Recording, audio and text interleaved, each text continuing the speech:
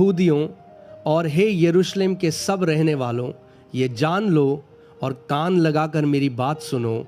जैसा तुम समझ रहे हो ये लोग नशे में नहीं हैं, क्योंकि अभी तो पहर ही दिन चढ़ा है। But Peter, standing up with the 11, raised his voice and said to them, Men of Judea and all who dwell in Jerusalem, let this be known to you, and heed my words. For these are not drunk as you suppose, since it is only the 3rd hour of the day.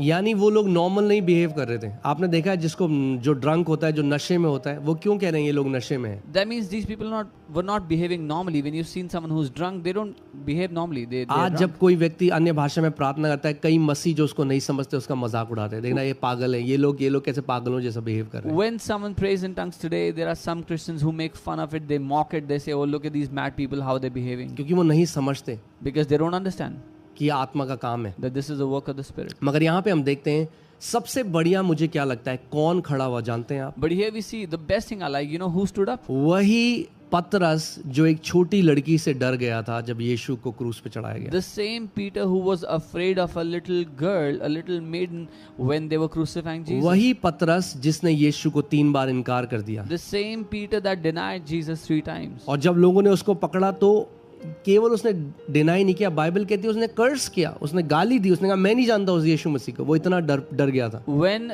he was caught, when people caught him, the Bible says he didn't just deny Jesus, he also cursed Jesus. और अब वही डरपोक पतरस जब पवित्र आत्मा से भर गया तो हियाव से भर गया। Now that same Peter who was a coward, when he was filled with the Holy Spirit, he was now filled with courage. When you are filled with the Holy Spirit, you are filled with the boldness that comes from God.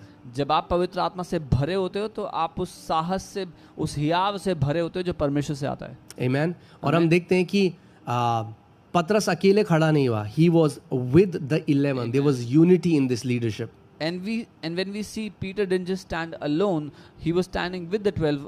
उस leadership में एकता थी। Amen. और आप हमेशा से देखेंगे यद्यपि वो 12 हैं, बट वो 12 जानते हैं कि परमेश्वर ने पतरस को चुना है उस समय बोलने के लिए। तो हर कोई नहीं लड़ रहा है मुझे बोलना है, मुझे बोलना है। पतरस खड़ा हुआ and the 11 are with him.